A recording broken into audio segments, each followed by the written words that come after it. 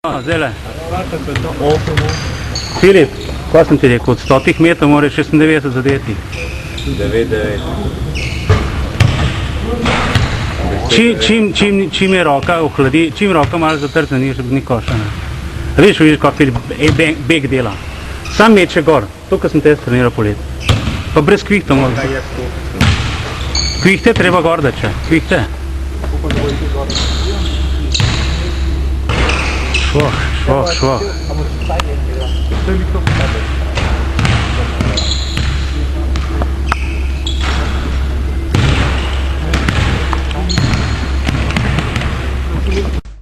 Cenjeni gledalci, en lep pozdrav. Danes v naši oddaji gostimo enega izmed 4 NBA-jevcev, Slovencev, ki igrajo v najmočnejši ligi na svetu, to je Goran Dragić, ki je pravzaprav s Phoenix Sunsom končal svojo rookie prvo sezono v tej ligi. Kakšni so te prvi vtisi, če lahko tako rečemo, po prvi sezoni? Ja, po prvi sezoni vtisi so bili res fenomenalni. Lahko sem zadovoljen sezono, od začetka sem imel malo probleme, me je trener posedel na klopčo, nisem igral 20-30 tekem, ampak potem menjava trenerja in se vse obrnil na boljšo stran in sem začel igrati. V bistvu s prvo sezono sem imel težave, ampak z drugim delom sezone sem pa kar zadovoljen.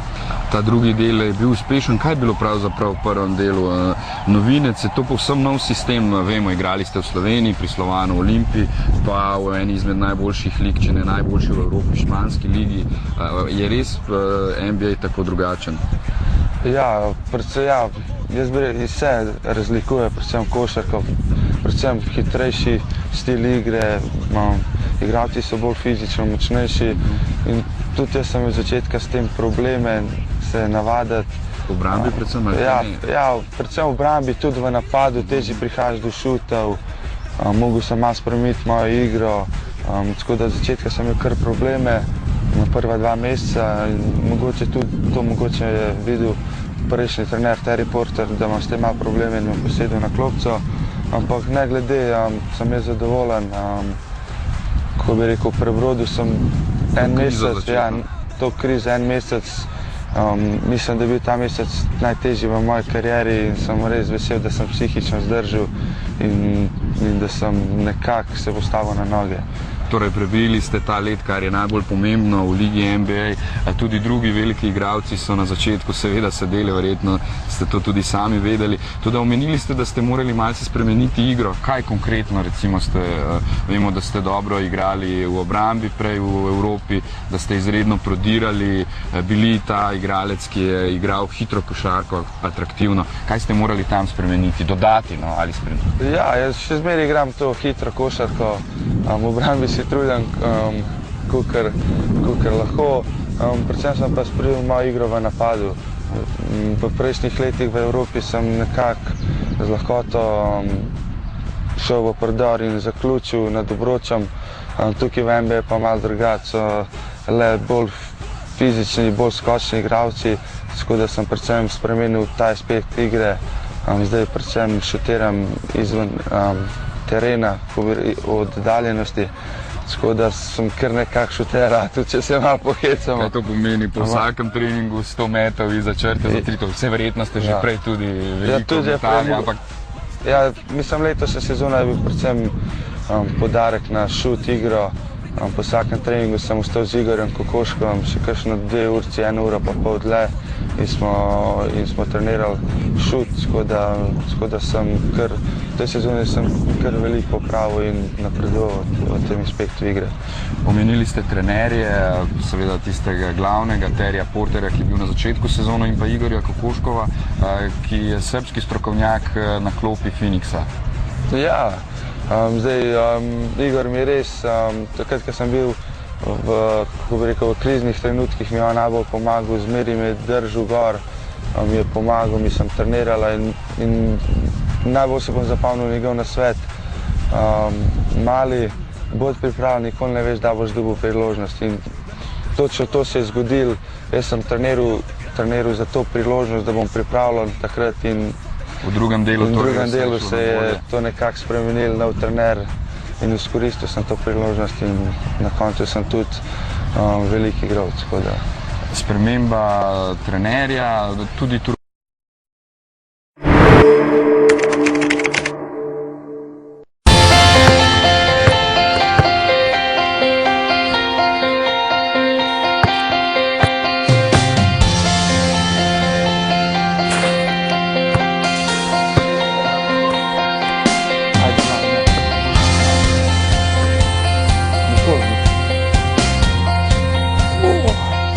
Goran, sedimo tukaj na dvorišču, kjer ste vi začeli svojo pot. Kako se spominjate z začetkov? To je bilo že kar nekaj let nazaj, kakšnih 15 let, 13 let. Mislim, tako kot vsak otrok. Rad sem imel žogo, od začetka sem treniral fuzbal, potem sem prešel na košarko in v tistih časih smo bili vsi otroci skozi na igrišču.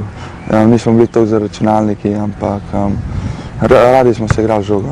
Ko sem imel kakšnih 10-12 let, sem bil bolj droben, majhen, suh, fant, tako da nekako sem imel malo probleme, nisem vladal toliko žogi, vsi so bili večji od mene, močnejši, tako da sem imel malo problema, ampak imel sem toliko veliko želje, da sem ustrajal pri košarki in potem, ko sem prišel v srednjo šolo, sem zrastel, sem nekako dobil na višini in je bilo vse lažje. S prijatelji, nekdanjimi ali pa tukaj v Šiški, zaigrate še kdaj košarko?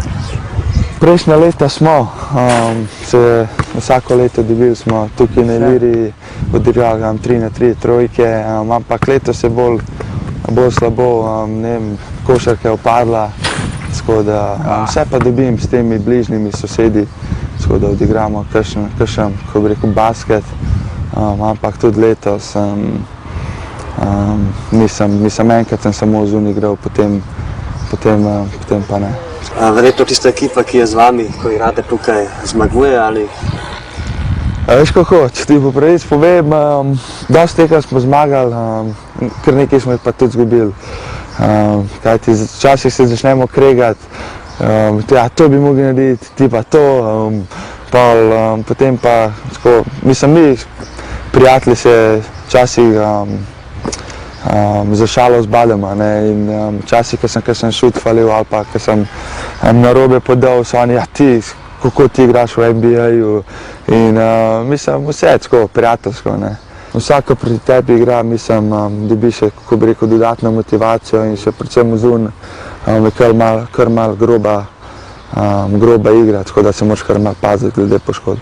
Ste se že kdaj tako poškodovali? Na srečo ne, vzun še ne, tako da se kar pazim, mislim, nekako igram drugače, ne hodim toliko v kontakt, bolj mečem na koš, tako da prilagodim igro, ko igramo vzun. Ste imeli v mladosti kakšne vzore in ste mogoče spremljali NBA ligo, ste sanjali o tem, da nekoč nastopite v njej? Ja, mislim, mogoče, ko sem bil mlad, nisem toliko spremljal NBA lige, mogoče potem, ko sem imel 16-17 let, sem pa tudi začel spremljati NBA, tako da je bilo kar enih par igralcev, tukaj je bil Michael Jordan, tudi Jason Kidd, Steve Nash in na koncu sem tudi zaigral s Stevom Nashom, tako da sem bil res vesel. Te zvezdnike nekako, neko predstavo ste imeli, verjetno prej ste jih spoznali, potem pa kar naenkrat ste, kako ste omenili, s Steve Nashom delili slačilnico. Kakšni so te ljudje v resnici? Mislim, normalni, mislim, tako kot vsak smrtnik, ne. Mogoče ima malo več težav, ko so prepoznavni in ne more iti na ulico, na kakšno večerjo z družino. V Ameriki je malo drugače kot tukaj v Sloveniji in nekako nimajo miru, ampak na koncu vidiš, da so res, vsi so super, profesionalci, do mene so bili vsi ok, če sem rabil kakšno pomoč, so mi pomagali, predvsem Steve Nash. In res, mislim, moraš prvo spoznati človeka, na to ga moraš obsojati, tako da mislim, da moraš ga že tako na začetku obsojati. In mislim, res, predvsem v Amariju, Grand Hillu, Steve Nashu, Shaquille O'Neal, vse kajti zmeri so bili tam, ko sem rabil pomoč, tudi zmeri so pomagali otrokom, kakšnim ljudem, ki so bili v stiskah in res najlepše spominjamo na njih. predvsem Shaquille O'Neal je neka oseba, ki je zaznamovala zadnjih 20 let, mogoče celo lige NBA. Vemo, da je tudi velik šalivec, mogoče še spomin, kaj je bilo najbolj smešno v druženju s tem zvezdnikom. Šek je, mislim, klova, ne. Vsi smo radi prihajali na treninge samo zaradi njega. Nekako je delal to vzdušje v slačilnici, skozi je bila neka šala in mislim, je bilo toliko teh šal, da zdaj bi težko se kakšne spomnil. Mislim, na primer, pred zadnjo tekmo je Lou Emmons, moj bivši soigralec, je kupil one peanuts in jih je na filu Shaqov kombi in ko je Shaq šel v kombi, prvi kombi, so vse na njega stresali, tako da naslednji dan smo vsi mi ruki, jaz in Robin Lopez smo mogli tega soigralca držati in on je prišel z mašinco in ga pobril po celi glavi in se celo obril, tako da zadnjo tekmo je mogel tako igrati. Tako da je bilo kar par finc, tako da mislim, toliko jih je bilo, da ne bi bilo časa vseh povedati. Ste imeli kot novinec še kakšne zadolžitve, kakšne kazenske? Ja, sem imel vsako domačo tekmo sem mogel zjutraj, ko je bil shoot trening, sem mogel prinesti sadje in krofe. Potem pa, mislim, ko smo šli pa na pot, me pa samo enkrat v celi sezoni mi zazvonil telefon v hotelski sobi in seveda je bil Shaq na drugi strani linije in je rekel, da mu moram iti iskati črno majico 6XL. Takrat se dar spomnim, smo bili v Minnesoti, zunaj je snežilo, bilo je -15 stopinj in sem šel čez vse trgovine in seveda nisem mogel najti majice, nisem imel te velikosti. Ampak na koncu se je dobro išlo. Shaq, mislim, na začetku se je tako malo delal, da je bil jezen, ampak sem prišel dobro skozi. Pa življenje teh zvezdnikov je to res tako zvezdniško, tako na veliki nogi? Ja, mislim, kukar si vsak vzame. Recimo, jaz živim normalno življenje, tako kot tukaj v Sloveniji, bolj dajem na stran, nočem glih kaj, zdaj ne vem, kupovati 3-4 avta ali pa kakšne hiše, ampak normalno, ne. Zdaj ostali Američani kakšni pa, mislim, ne znajo glih razpolagati s tem denarjem in res živijo na tej veliki nogi in potem, ko končajo kariero, imajo s tem težave, ne. Ampak zdaj, če gledaš kakšen Shaquille O'Neal, mislim, on ima toliko teh prihodkov, ne samo s pogodbami, ampak tudi temi sponzorji, tako da mislim, da njemu ni nič kaj hudega. Ste bili mogoče kdaj pri Shaquille O'Nealu doma? Jaz sem bil, ja. In to smo imeli kako bi rekel, en piknik. Gledali smo NFL tekmo. To je bilo prvo sezono, ko so bili Cardinalsi v finalu NFL-a in smo se vsi zbrali pri njem doma. In mislim, res, kako bi rekel, to morate videti, no, čudo, mislim, hiša velika, ne vem, 15 avtomobil, motorjev, tako da res težko razložiti. No. Na začetku ste igrali tudi za sladoled z bratom? Ja, ne z bratom glih, nisva ena igrala, ampak ja, proti očetu, ja, skupaj sva igrala in mislim, takrat je bil, oče je bil močnejši, višji od naju in jaz, mislim, skozi je zmagoval, mi sva se bolj z bratom kregala, kdo je kriv, kdo ne, ampak na koncu, tudi če sva zgubila, sva dobila sladoled in sva bila srečna. Z bratom ste zelo navezana, vaše sanje oziroma želje obeh je verjetno, da nekoč zaigrata skupaj. Ja, Zoki se bori, tudi njegova želja je, da nekoč zaigra v NBA ligi proti meni ali z mano. In seveda mislim, upam, da mu bo to uspelo zdaj letos, upam, da mu bo uspelo, da pride v reprezentanco in da bo skupaj zaigrala. In vemo, da imamo veliko bratov v reprezentanci, Udrih, Lorbek, midva, tako da upam, da se bo dobro išlo in da bo končno lahko skupaj v isti ekipi zaigrala. Vaš oče je inštruktor vožnje, se ne motim, pa ste tudi vi zelo zgodaj že sedli za volan. Ja, že v osnovni šoli sem na parkirišču učil izpolnjevanje, vožnjo in tako da mislim, čez celotno osnovno šolo nas je že učil vožnjo in potem, ko pri 18 letih ko smo delali izpit, smo nekako že znali peljati, ampak smo se mogli še naučiti to pravilne vožnje. Seveda, dve roki na volan, pogledati čez rame, vse te znake in vse to. Tako da mislim, pri vožnji nikoli nisem imel težave in še dan danes, kadar sedem v avto in je oče zraven mene, imam občutek, da je še zmeri inštruktor, še zmeri včasih me nahrul, tle bi mogel tako narediti. Če poprečem, pa mi se kar ne rad vozim z njim. Pa vaših začetkov v Ligi MGS spomnite? Ste imeli kaj treme? Ja, mislim, trema je bila prisotna, ampak to, ko bi rekel, pozitivna trema, ko mi sem čakal, da začnem trenirati s temi zvezdniki in na koncu, ko se igrišče, mislim, nekako vse pozabiš, si dodatno motiviran, igraš na vso moč, drugače pa, ja, prva NBA tekma, se spomnim glih, sem bil malo nervozen, nisem veliko igral, mislim 5 minut sem igral, tako da je bila, prva sezona je bila težka, 30 tekem nisem igral, sem sedel na klopi, ampak potem nemudoma sprememba, nov trener in sem bil v tem planu igranja in potem sem dobil malo priložnost, ki sem jo dobro izkoristil in hvala Bogu, zdaj imam nekako to svoje ime, vejo kdo sem, kaj sem in tudi trenerji mi da malo priložnost. Na prvi koš v Ligi NBA? Joj, to se pa ne spomnim. Ne, to se pa ne spomnim, to je pa že toliko časa nazaj. Tudi vaših odličnih potez ne manjka, pogostokrat ste v teh špicah najboljših potez tedna. Je to bolj spontano, ste to že od malega? Ne, spontano, ja. Mislim, že od malega sem rad igral tako košarko, ki me najbolj odgovarja. Zmeri sem kakšne hotel dobre akcije narediti, to pedal med nogam, za hrbtom, kakšen rolling. Tako da in tudi zdaj rade volje to naredim v NBA, dvignem publiko na noge in zmeri bom igral tako košarko.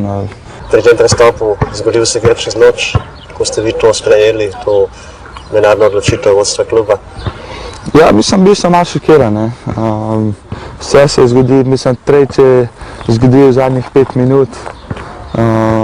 To sem bil na avionu, letel sem iz Phoenixa v Toronto, tako da vsi moji prijatelji, družina, celo v Sloveniji so prej vedeli, da sem bil traden, kot pa jaz. Potem pa, ko smo pristali v Torontu, sem prižgal mobitel in tudi Steve Nash mi je že prej rekel, da sem bil traden in moram se s tem sprijazniti. Naslednji dan takoj sem potoval v Houston, naredil zdravniške te preglede in že naslednji dan imel tekmo. Tako da nimaš časa, da zdaj pa misliš, zakaj sem bil traden, pa zakaj se to naredil, ampak moraš biti že z glavo že na naslednji tekmi za nov klub. S preostalimi Slovenci v Ligi NBA ste pogosto v kontaktih, se slišite? Ja, z vsemi se slišim. Prej sem se največ z Rašotom Nesterovićem, tako da zdaj pa predvsem z Benotom sem se slišal. Kadar on je gostoval v Phoenixu in jaz v Sacramentu smo se dobili, šli skupaj na večerjo in se malo pogovarjala, kako je kaj z njem, z mano in drugače pa tudi slišimo po telefonu, kar daskrat. S Sašom Vujačićem se tudi slišite? Ne, z njem ne. Kar se je zgodilo v play-offu, mislim, vse pozdrava, zdrav na tekmi in to je vse. Drugače pa, mislim, jaz nimam nobenih zamer proti njem, tudi on ne, takrat so oba dva se borila za svoje moštvo, bili smo v konferenčnem finalu, tako da vsak bi naredil vse za svojo ekipo in pač na tem je ostal. Kje ste se spoznala z dekletom? Ja, tukaj v Ljubljani, spoznala sva se pa prek, imela sva istega prijatelja, tako da on nas nekako enkrat nas je on spoznal in tako sva se spoznala, neko rekel, ljubezen na prvi pogled. Pa kdo je bil tisti, ki je naredil prvi korak? Ja, mi ne, jaz ne. Dekleta čakajo, tako da fantje moramo narediti ta prvi korak. Hvala Bogu, da se ga naredil. Zdaj ne bi si predstavljal življenja brez punce Maje in tako da res super je. Ko v Ligi NBA je veliko oboževal, kako ona, če jih je, kako ona gleda na to. Od začetka sem imela kar malo problemov glede tega, pač vedela je, da so oboževalke, ampak ni vedela, da jih je toliko, kajti tukaj, ko si v Sloveniji, je to vse malo, kako bi rekel, zapostalo, ni toliko oboževalcev, kako bi rekel, v NBA-ju, ko si pa igralci, pa ne vem, kot filmski zvezdnik, res, tam so nori na šport in je kar tega, ampak mislim pa, da nekako se je prilagodila, nekako je to je vse sestavni del športa in pač se moraš s tem sprijazniti in mislim, ona meni zaupa, jaz ne zaupam, tako da če imaš zaupanje en v drugega in mislim, lahko zveza uspelaš naprej. Vemo, da so te oboževalke malo da ne poklicne tam na te profesionalne športnike, kako to izgleda? Ja, kako izgleda, mislim, moraš se paziti, mislim, zdaj, moraš se paziti, če nimaš punce, oni se morajo paziti, jaz osebno meni se ni treba paziti, kajti jaz imam punco, tako da jaz niti nameravam kaj z njimi imeti, tako da so pa, mislim, ko priješ na gostovanja v hotel, ne vem, ob enih 2 zjutraj, kakšne kar čakajo pred hotelom in mislim, upijajo za tabo. Kjerkoli šport igra, najbolj, da uživate v tem, da igrate srcem, sledite svojim sanjam, da na tej poti, če bo kakšna ovira, da se boste borili, da